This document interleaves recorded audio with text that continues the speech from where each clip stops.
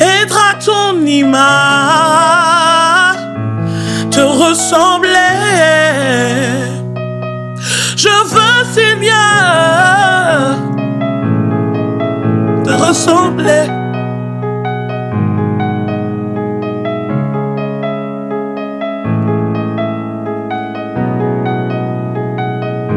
Je veux, Seigneur.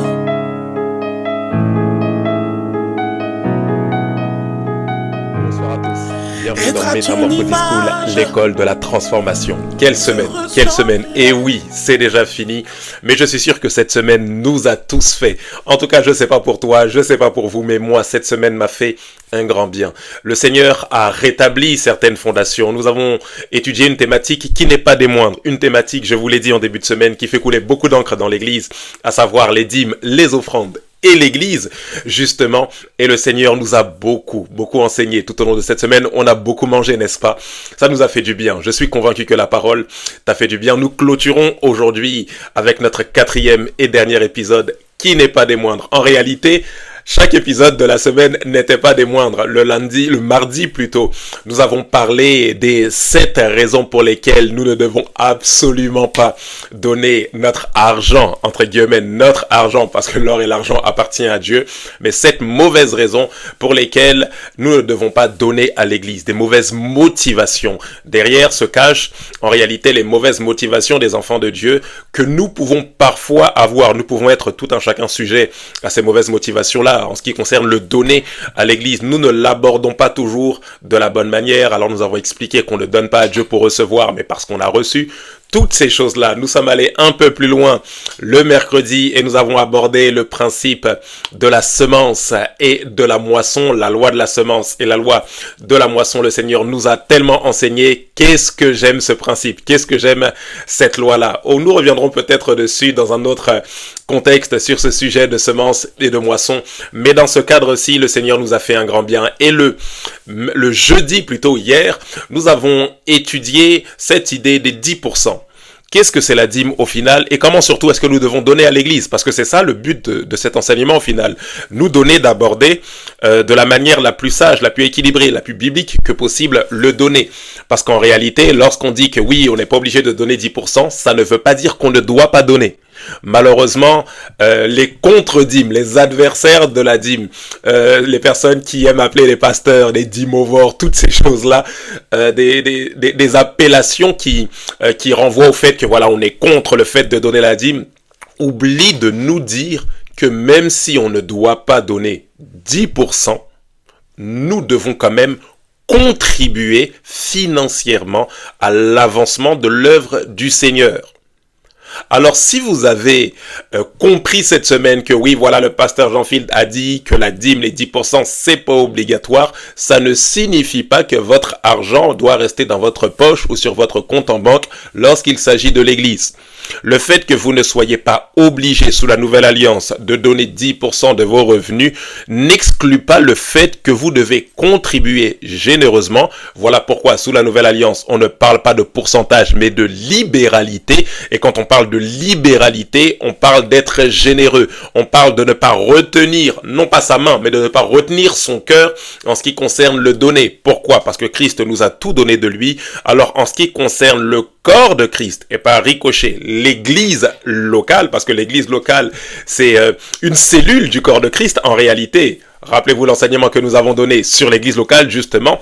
Donc, quand je contribue à l'église locale, je contribue en réalité au corps de Christ. Alors, je veux apporter ma participation et l'apporter régulièrement et généreusement. Vous entendez ça? Alors, celui qui vous dit qu'on ne donne pas 10% doit en même temps vous dire que vous devez donner avec tout votre cœur. Voilà pourquoi la Bible dit, dans le livre d'Actes des apôtres que nous avons lu hier, que nous avons lu les jours précédents, qu'ils mettaient tous leurs biens en commun. Alors si je dois un peu vous taquiner ce soir, sous la nouvelle alliance, ce n'est pas 10% mais c'est 100%. Alors celui qui vous dit ne donnez pas 10% à l'église doit aussi vous dire donnez 100%. Parce qu'ils mettaient tous leurs biens en commun selon le besoin de chacun, selon qu'il est écrit. Celui qui avait en abondance n'avait rien à l'excès et celui qui manquait ne manquait plus. En d'autres termes, il y avait de l'équité dans la manière dont les biens étaient répartis dans le seul but que tout un chacun puisse avoir ce qu'il lui faut.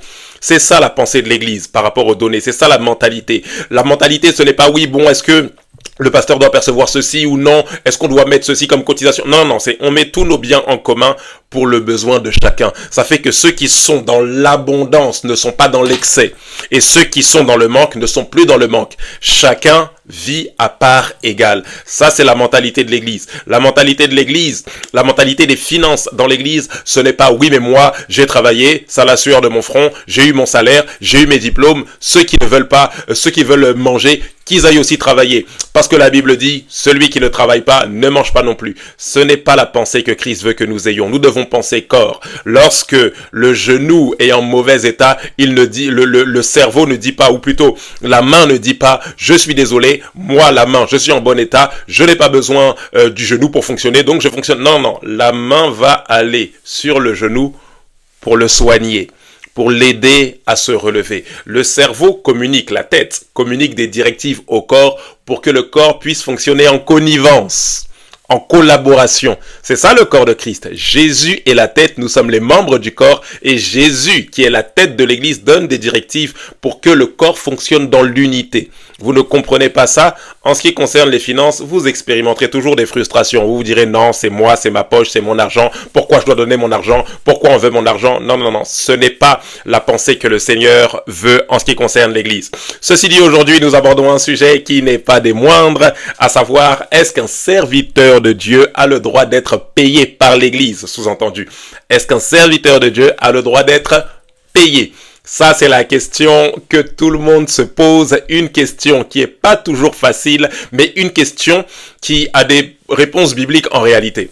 Alors, ce que je vais faire aujourd'hui, vous allez voir que l'enseignement de ce soir va être très simple. Je vais lire la Bible. Je vais tout simplement lire la Bible et ensuite, vous aurez les réponses à vos questions.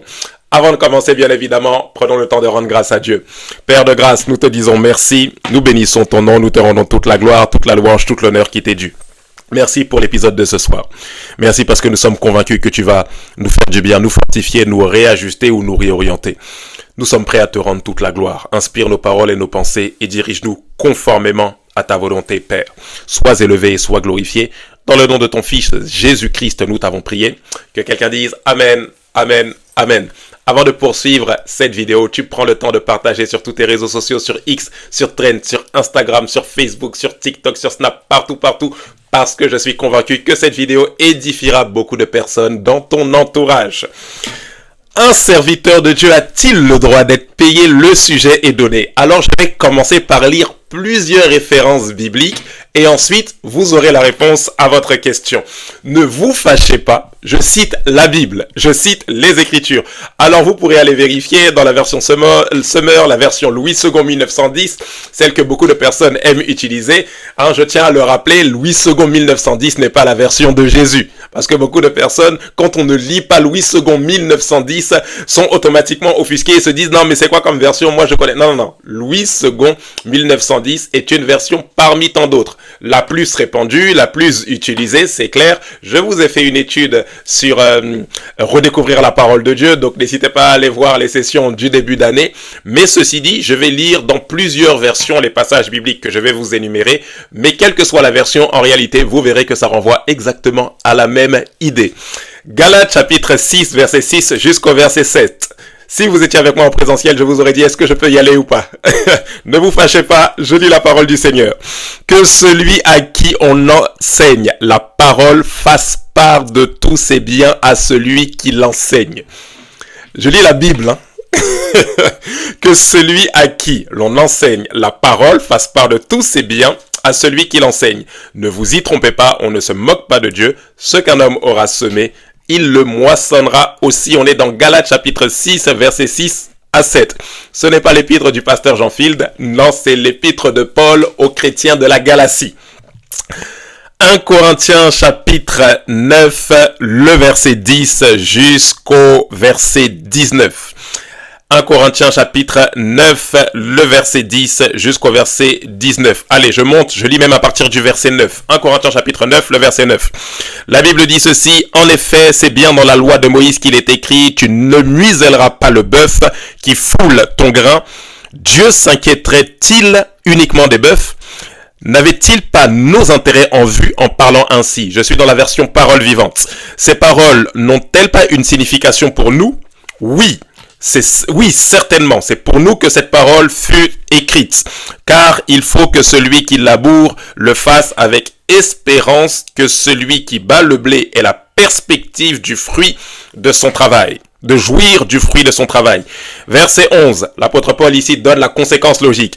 Puisque nous avons semé parmi vous les biens spirituels, serait-ce de notre part une prétention exorbitante si nous attendions de vous quelques avantages matériels? Il s'adresse aux chrétiens de Corinthe et il leur dit: puisque nous avons semé parmi vous les biens spirituels, serait-ce de notre part une prétention exorbitante si nous attendions de vous quelques avantages matériels? Verset 12, du moment que d'autres exercent ce droit sur vous, ne l'aurions-nous pas plus à forte raison? Ne l'aurions-nous pas à plus forte raison? Eh bien, nous avons préféré ne pas en user. C'est consciemment que nous avons renoncé à notre liberté, comme nous renonçons à tout, et nous supportons patiemment toutes sortes de privations afin d'éviter de placer un obstacle quelconque dans le chemin de l'évangile de Christ. Verset 13, et pourtant vous le savez, ceux qui font le service sacré dans le temple vivent des revenus du temple. Ceux qui sont attachés aux offices de l'autel reçoivent leur part des sacrifices offerts sur l'autel. Ici l'apôtre Paul fait un parallèle entre l'œuvre du ministère et ce qui était fait par les Lévites dans l'ancienne alliance. Donc il ne dit pas que comme les Lévites dans l'ancienne alliance, nous aussi c'est nous les Lévites de la nouvelle alliance, parce que ici il faudrait bien expliquer le contexte de ce passage, parce que sous la nouvelle alliance il y a un sacerdoce universel, tout enfant de Dieu devient serviteur de Dieu, mais dans le service général de tout enfant de Dieu, il y a les 5 dons du ministère. Et ces 5 dons du ministère travaillent, comme on aime le dire, à temps plein pour l'œuvre de l'évangile. Prêche l'œuvre, enseigne, dirige le peuple de Dieu. Dans ce contexte-là, il fait ce parallèle avec le service que faisaient les sacrificateurs dans l'ancienne alliance. Et ils disent, eux, qu'est-ce qu'ils faisaient? Ils vivaient des offrandes du temple, des dîmes. Pourquoi? Parce qu'ils étaient consacrés au service du temple. Ça, c'est très très intéressant. Il dit ceci, ceux qui sont attachés aux offices de l'autel reçoivent leur part des sacrifices offerts sur l'autel. De même, le Seigneur a donné des instructions. Vous voyez, parallèle du Seigneur a donné des instructions pour ceux qui annoncent l'évangile, pour que ceux qui annoncent l'évangile vivent de l'évangile. Je répète, de même le Seigneur a donné des instructions pour que ceux qui annoncent l'évangile vivent de l'évangile. Verset 15, mais j'ai volontairement renoncé à ces droits. Et si je le mentionne ici, ce n'est pas pour les revendiquer et en profiter à mon tour. Je préférerais mourir, littéralement ici c'est mourir de faim, plutôt que de me laisser ravir ce titre de gloire. En effet, verset 16, le seul fait d'annoncer l'évangile n'est pas un titre de gloire pour moi, c'est une obligation qui m'est imposée. Je me sens contraint de le faire. Malheur à moi si je ne prêche pas la bonne nouvelle. Verset 17, ah, certes, si c'est de mon plein gré que j'accomplis cette tâche, je reçois une récompense et je me trouve même suffisamment payé de ma peine en le faisant. Mais puisque c'est involontairement, je ne fais que m'acquitter d'une responsabilité qui m'a été confiée, tout comme un gérant remplirait un office imposé. Verset 18, en quoi consiste alors ma récompense? En la satisfaction de pouvoir offrir l'évangile gratuitement, en renonçant volontairement au droit que me conférerait ma qualité de prédicateur de l'évangile, en renonçant volontairement au droit que me conférerait ma qualité de prédicateur de l'évangile. Cela m'assure mon indépendance à l'égard de tous les hommes. En d'autres termes, il renonce à ce droit-là et comme il y renonce, il n'est pas dépendant des hommes. Il n'attend pas que, voilà, on lui donne forcément une offrande pour qu'il puisse vivre. Il n'attend pas que les hommes pourvoient ses besoins et que les hommes le traitent comme un sous-homme en disant, oui, bon voilà, t'as prêché, tiens 10 euros, tiens 100 euros. Non, non, non. C'est-à-dire il vit dans l'indépendance à l'égard de tous les hommes. Et pourtant, bien que je sois un homme libre, je me suis fait l'esclave de tous afin de gagner le plus de gens possible à Jésus-Christ. Dernier passage biblique de référence. Et ensuite, vous aurez les réponses à vos questions. 1 Timothée chapitre 5, verset 17. Que les anciens qui dirigent bien soient jugés dignes d'un double honneur. Surtout ceux qui travaillent à la prédication et à l'enseignement, car l'Écriture dit « Tu n'emmuselleras pas le bœuf quand il foule le grain et l'ouvrier mérite son salaire. » Alors comme c'est pas clair pour vous, je vais lire le même passage dans la version Parole de vie. Quand les anciens dirigent bien l'Église, ils méritent de recevoir un double salaire. Je répète, quand les anciens dirigent bien l'Église, on est dans la version Parole de vie 2017, ils méritent de recevoir un double salaire. Ils le méritent surtout quand ils travaillent durement au service de la parole et pour enseigner.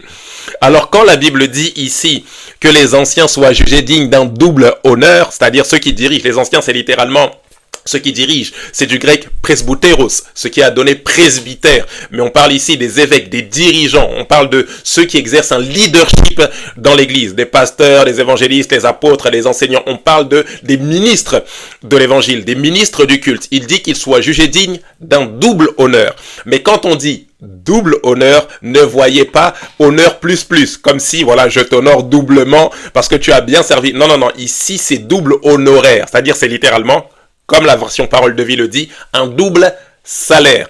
J'ai cité la Bible pour l'instant. Alors, quelle est la réponse à cette question? Est-ce que un homme de Dieu, un serviteur de Dieu, un pasteur a le droit d'être payé par l'Église? Si nous devons nous cantonner uniquement à ce que dit la Bible, oui.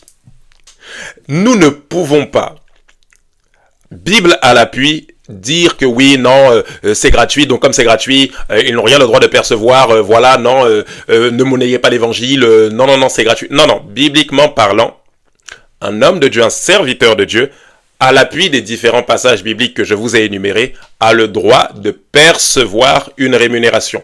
L'apôtre Paul dit, nous pouvons user de ce droit. Il dit ceci, puisque nous avons semé parmi vous les biens spirituels. Est-ce une mince affaire qu'en contrepartie, nous récoltions de votre part, de ceux à qui, vous entendez ça, de ceux à qui on a semé, de ceux vers qui, de ceux en qui on a semé les biens spirituels. Quels sont les biens spirituels? C'est la prédication de l'évangile. Voilà pourquoi dans l'épître aux Romains, il dit, voilà, j'ai désiré vous visiter pour partager avec vous quelques dons spirituels. Vu qu'on a semé parmi vous les biens spirituels, on a le droit de recevoir de votre part en contrepartie des biens matériels. C'est un droit que l'apôtre Paul dit qu'un serviteur de Dieu, ici on est dans le cadre du ministère apostolique, a le droit de recevoir cette contrepartie. Il va beaucoup plus loin dans 1 Timothée 5,17 en disant qu'un ancien c'est celui qui dirige littéralement l'église, je viens de vous le dire, un ancien a le droit de recevoir un double honneur ou littéralement un double salaire. Alors la réponse à cette question, bibliquement parlant, est tout simplement oui. Alors avant que vous vous fâchiez et que je termine l'enseignement, parce que l'enseignement est terminé en réalité. L'enseignement est terminé. La réponse est oui. Oui, un serviteur de Dieu a le droit de percevoir une rémunération au sein de l'église dans laquelle il fonctionne. Ça, c'est la première des choses. Mais j'aimerais énumérer quand même avec vous certaines vérités pour que nous ayons une pensée équilibrée par rapport à ce point ou par rapport à cette question. Notez ceci. Un serviteur de Dieu ne fait pas couvrir la bouche pour parler le dimanche. La raison pour laquelle souvent nous nous posons cette question de est-ce qu'un serviteur de Dieu a le droit d'être payé ou pas? Non, ils doivent pas être payés, ils doivent faire ça gratuitement parce qu'ils ont reçu gratuitement. Le fait que nous ayons reçu par la puissance du Saint-Esprit, premièrement, la bonne nouvelle de Christ. Deuxièmement, un don pour le ministère. Selon qu'il est écrit, c'est Christ qui a fait les uns comme apôtres, les autres comme prophètes, comme évangélistes, pasteurs et docteurs. Le fait que nous ayons reçu gratuitement ne veut pas dire que le fait de semer dans la vie des gens ne coûte pas. Un pasteur n'est pas une personne qui vient ouvrir la bouche le dimanche sous l'inspiration du Saint-Esprit et c'est comme si voilà il était la chose de Dieu et que Dieu aurait pu passer par un bois pour parler. Ce n'est pas réellement ça. Vous devez apprendre à considérer l'œuvre du Seigneur qui est faite par la bouche d'un homme, qui est fait par le canal qui est un être humain. C'est vrai que c'est Dieu qui fait, c'est vrai que c'est gratuit, mais Dieu passe par des hommes, passe par des canaux qui peuvent se fatiguer, s'épuiser. Si vous ne savez pas valoriser ça, la Bible dit que celui qui reçoit un prophète, on va le voir, en qualité de prophète, on reçoit la récompense du prophète. Il y a une bénédiction derrière le fait d'honorer un homme de Dieu. S'il vous plaît, ne considérez pas l'œuvre de l'évangile comme une basse besogne. Ne considérez pas l'œuvre de l'évangile comme étant juste le fait de parler. Oh, vous faites quoi? Vous faites que parler. Vous faites quoi? Vous faites que prêcher. Non, non, non. Un homme de Dieu ne fait pas que prêcher, je vous assure. Donc, premièrement, nous devons, en tant que brebis du Seigneur, reconsidérer le ministère ou les hommes que Dieu envoie pour exercer l'œuvre du ministère parmi nous. Lorsqu'un ministre de l'évangile sert, c'est vous qu'il sert. Il est en train de vous servir. Voilà pourquoi Jésus dit, littéralement ici, quand vous lisez dans la version Parole vivante, j'aime trop cette version, il dit que celui qui veut être le plus grand, qu'il soit littéralement votre domestique. Un homme de Dieu, quand il vous sert, c'est littéralement comme s'il est à votre disposition, comme s'il est votre domestique. Pourquoi? Parce qu'il a choisi d'être un esclave de Christ. Et le Seigneur lui dit, va, je t'envoie auprès des brebis. Il vient parmi vous et il vous sert. Il vient parmi vous et il donne, il sème les biens spirituels. C'est un prix qui est derrière. Ne considérez pas ça comme une besogne qui est juste, voilà, le fait d'ouvrir la bouche le dimanche ou une fois de temps en temps semaine. Non, c'est beaucoup plus que ça. Ça, c'est la première des vérités qui est ô combien importante et que j'aimerais que tout enfant de Dieu garde véritablement à cœur. C'est très important. Deuxième vérité, qui est encore plus importante que la première, un serviteur de Dieu sert Dieu et non l'argent. Je répète, un serviteur de Dieu sert Dieu et non l'argent. L'apôtre Paul a dit, j'ai renoncé moi-même à ce droit. Je sais que j'en ai le droit. Je sais que je peux recevoir une rémunération. Je sais que je peux percevoir un salaire de la part de l'Église. Je sais que je peux percevoir quelque chose. Mais j'ai choisi volontairement de renoncer à ce droit afin de ne pas faire obstacle à l'Évangile. En tant qu'enfant de Dieu, en tant que serviteur de Dieu, nous devons le comprendre. Nous ne rentrons pas dans le ministère pour percevoir un salaire. Vous ne rentrez pas dans le ministère pour percevoir un salaire parce que l'œuvre du Seigneur que vous faites est une œuvre éternelle. Ne cherchez pas absolument à avoir une contrepartie systématiquement. Il est vrai que vous devez être honoré. Il est vrai que vous devez être béni. Il est vrai que vous devez recevoir une contrepartie. Vous en avez le droit, oui, mais l'apôtre Paul a dit, j'ai volontairement renoncé à ce privilège-là. Ne faites pas le ministère pour l'argent. Ne faites pas le ministère pour recevoir, ne fixez pas un tarif. Moi, si on doit m'inviter, c'est 2000 euros. Moi, si on doit m'inviter, c'est 2500 euros. Moi, si on doit m'inviter, je ne me déplace pas si c'est pas minimum 3000 euros, si c'est pas minimum 1000 euros. Ne fixez pas un tarif. Pourquoi? Parce que lorsque vous fixez un tarif, vous mettez un prix, pas à votre déplacement, mais un prix à l'évangile. Vous entendez ça? Que vous demandiez à ce qu'on prenne en charge votre transport, c'est normal, parce que vous êtes chez vous, on peut pas vous inviter dans un autre pays sans prendre en charge votre transport, parce que vous n'auriez pas eu à dépenser pour le transport, vu que vous faites l'œuvre du ministère dans le pays dans lequel vous résidez. Mais ici, je parle de personnes qui cherchent absolument à recevoir une contrepartie financière lorsqu'on les invite.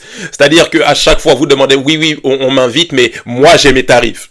Si vous voulez m'inviter pour telle conférence, tel programme, moi c'est minimum 1000 euros, sinon je ne peux pas me déplacer. Vous ne devez pas mettre un prix sur l'évangile.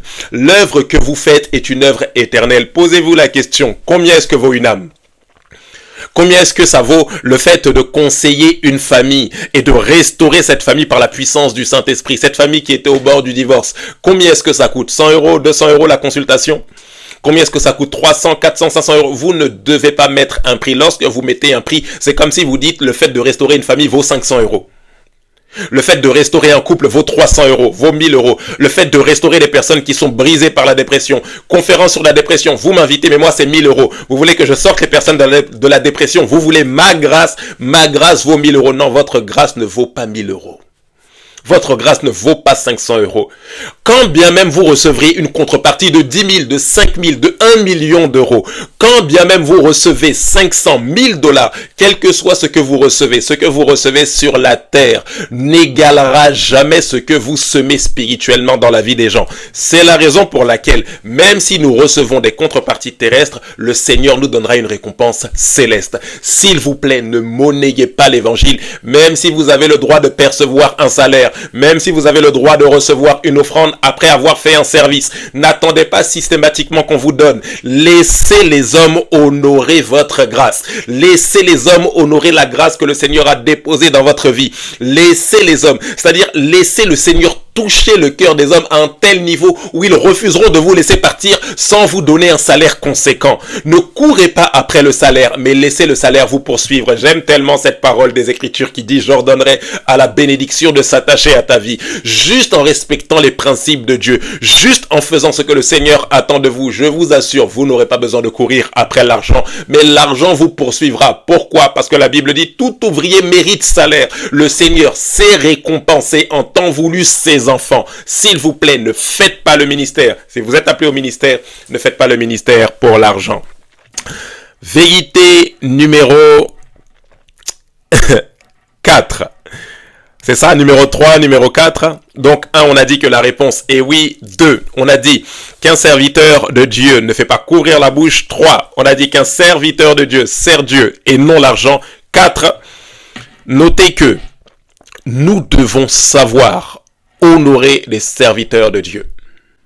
Si vous êtes une personne qui avait reçu quelque chose de la part d'un serviteur de Dieu, vous devez apprendre à honorer ça. Malheureusement, tous les serviteurs de Dieu ne sont pas mal intentionnés. Beaucoup de personnes sont tombées dans une forme d'avarice ou une forme de cupidité plutôt, non pas parce qu'elles étaient mauvaises à la base, mais bien souvent les grâces n'ont pas été honorées comme il se devait. Alors ça donne des personnes, ça donne des gens qui organisent des programmes et qui invitent des serviteurs de Dieu et qui au final ne donnent rien, alors que le serviteur de Dieu a laissé femme et à temps plein, il a laissé femme, enfant, il a laissé son activité, parfois même il laisse son église locale, il met quelqu'un responsable pour apporter la parole parce que lui il est invité ailleurs et là où il est invité malheureusement il n'est pas honoré. Parfois il est honoré mais d'une façon dérisoire, c'est-à-dire on dit voilà on n'a rien donc voilà ce qu'on te donne, mais en réalité vous savez que il y a le on n'a rien et il y a le on n'a rien. Vous savez parfois que l'église qui vous a invité ce n'est pas qu'elle n'a rien mais c'est tout simplement qu'elle n'a pas voulu vous honorer comme il se devait. On doit faire les choses selon le cœur du Seigneur. La Bible dit que celui qui reçoit un prophète en qualité de prophète recevra la bénédiction du prophète. Le Seigneur dit, celui qui me reçoit, vous reçoit, et celui qui vous reçoit, reçoit aussi celui qui m'a envoyé. Honorez, sachez honorer comme il se doit, dans la mesure de ce que vous pouvez faire. Dans la mesure de ce que vous pouvez faire. Si vous n'avez pas de quoi honorer matériellement un homme de Dieu, ce n'est pas grave. Soyez sincère avec la personne.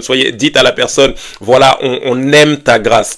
On aimerait que tu nous fasses profiter, jouir de ta grâce, mais on n'a pas de quoi, de quoi payer ou on ne peut que payer le transport. N'hésitez pas à être sincère et honnête avec la personne que vous invitez. Mais ne dites pas à la personne, voilà, on veut t'inviter sans rien lui dire, et puis vous l'invitez, la personne se donne corps et âme, laissant femmes, enfants, mari et enfants pour les servantes de Dieu, et au final, la personne s'épuise. Mais elle s'épuise, certes, gratuitement, parce qu'on a reçu gratuitement, nous devons donner gratuitement, mais derrière, la personne finit par expérimenter la pauvreté et la disette, pas parce que le ministère appauvrit, non, mais c'est parce que les personnes auprès de qui on exerce ce ministère-là, parfois usent de malice, si je peux dire ça de cette manière-là. Parfois usent de fourberie en se disant voilà, on va profiter de la personne sans forcément être reconnaissant pour la grâce qui repose sur la vie de la personne. Je le dis de cette manière-là et vous devez le comprendre. Ce n'est pas parce qu'un serviteur de Dieu ne vous demande rien. Ce n'est pas parce qu'un serviteur de Dieu sème parmi vous gratuitement que ça ne lui coûte pas. Ce n'est pas parce qu'un ministre ne vous demande pas d'offrande, ne vous demande pas de dîme, ne vous demande pas d'argent que ça ne lui coûte pas quelque chose. Vous devez en être convaincu, vous devez le savoir. Ce n'est pas parce qu'une personne dit « j'ai choisi volontairement de renoncer à ce droit-là, je ne veux pas prendre d'offrande » que ça ne lui coûte pas. Que ça ne lui coûte pas des sacrifices, un prix à payer. Il y a un prix derrière le ministère et vous devez honorer et parfois, oui, je dois le dire en toute transparence, nous avons lu les Écritures, vous devez honorer matériellement, financièrement, c'est très important. Dernière vérité, après je vous laisse tranquille pour ce soir, pour cette semaine en tout cas. Si vous êtes à temps plein, travaillez à temps plein. Je répète, si vous êtes à temps plein, travaillez à temps plein. Allez, je reformule. Si vous êtes à temps plein, travaillez vraiment à temps plein. Si vous êtes appelé, vous dites que vous êtes appelé au ministère à temps plein, travaillez vraiment à temps plein. Vous devez le comprendre. Le ministère, ce n'est pas rester chez soi à la maison, dormir à 3 heures du matin parce qu'on est en train de scroller sur Instagram, se réveiller à midi, puis attendre le samedi soir à minuit pour commencer à réfléchir à quel message je vais prêcher, regarder sur Internet, sur ChatGPT, pondre un message, le donner à l'église avec un peu de fougue parce qu'on a de l'éloquence, recevoir ou récolter quelques acclamations et des amens, des cris de joie pour ensuite rentrer dans le bureau, compter les offrandes pour voir un peu comment est-ce que les offrandes étaient aujourd'hui, puis ensuite filmer les prédications, découper la prédication au format Reels, mettre ça sur Instagram pour avoir dépassé les 1000 likes, pour atteindre les 15 000 followers et dire qu'on a fait le ministère. Non, le ministère, ce n'est pas ça. Le ministère, ce n'est pas trouver un nom d'église, coller une vision à ce nom d'église, puis ensuite essayer de piocher à gauche à droite à cause de notre notoriété sur les réseaux sociaux. Quelques personnes qui nous suivent, quelques personnes qui aiment notre ministère, qui vont décider de nous suivre pour qu'on puisse trouver un local, récolter quelque argent auprès des personnes qui ont choisi de nous suivre pour dire que nous avons démarré le ministère sur Instagram, faire la publicité, faire la promotion de notre église pour que des gens nous rejoignent. Le ministère, ce n'est pas ça. Oh oui, le ministère, ce n'est pas ça, je vous assure. Le ministère, ce n'est pas le fait de sans cesse chercher par tous les moyens à être servi par les hommes. Le ministère, c'est renoncer. Le ministère, c'est se former. Le ministère, ce n'est pas vivre une vie de confort, mais le ministère, c'est vivre une vie de renoncement. Je le répète, le ministère, ce n'est pas vivre une vie de confort, mais c'est vivre une vie de renoncement. Le ministère, ce n'est pas chercher à tout prix à recevoir un salaire, mais c'est payer le prix pour le salut des autres. Posez-vous la question, vous êtes appelé à temps plein pour le ministère. Est-ce que vous vous intéressez véritablement aux gens ? Est-ce que vous vous intéressez véritablement aux hommes? Le ministère, ce n'est pas être servi par les hommes, mais c'est servir les hommes. Jésus le dit en ces termes, le Fils de l'homme n'est pas venu pour être servi, mais pour servir. Lorsque vous dites que vous faites le ministère, en face de vous, vous avez des cœurs très souvent brisés. Vous avez des personnes qui ont été polluées par le monde, polluées par la pornographie, polluées par les divorces, polluées par le trafic de drogue, qui ont été polluées par les boîtes de nuit, qui ont été polluées par l'impudicité, polluées par la fornication, polluées par la masturbation. Et ces personnes ont besoin de ministres qui s'intéressent véritablement à leur salut, pas à leur poche, pas à ce qu'elles vont donner en contrepartie de leur prédication qui est très fougueuse et très éloquente. Non, les personnes ont besoin de ministres authentiques qui ne font pas les choses par intérêt, mais qui servent Dieu de manière désintéressée et qui s'intéressent véritablement aux hommes qu'ils servent. Pourquoi est-ce que vous faites le ministère en réalité ? Posez-vous la question. Vous ne faites pas le ministère pour l'argent. Je ne cesserai jamais assez de vous le répéter. Vous ne faites pas le ministère pour la notoriété. Vous ne faites pas le ministère pour être vu des hommes, mais vous faites le ministère pour servir les hommes. J'espère que vous avez saisi l'enseignement de ce soir. Il y aurait encore beaucoup de choses à dire. N'hésitez pas à réécouter. Nous avons répondu par l'affirmative à cette question-là, mais nous avons compris tout ce que cela impliquait. Je vous invite à réécouter toute cette semaine et à aborder aujourd'hui les finances d'une autre manière, les finances dans le cadre de l'Église, bien évidemment, d'une autre manière. Et si le Seigneur vous appelle au ministère, demandez-lui sans cesse, Seigneur, donne-moi les bonnes motivations pour faire l'œuvre du ministère.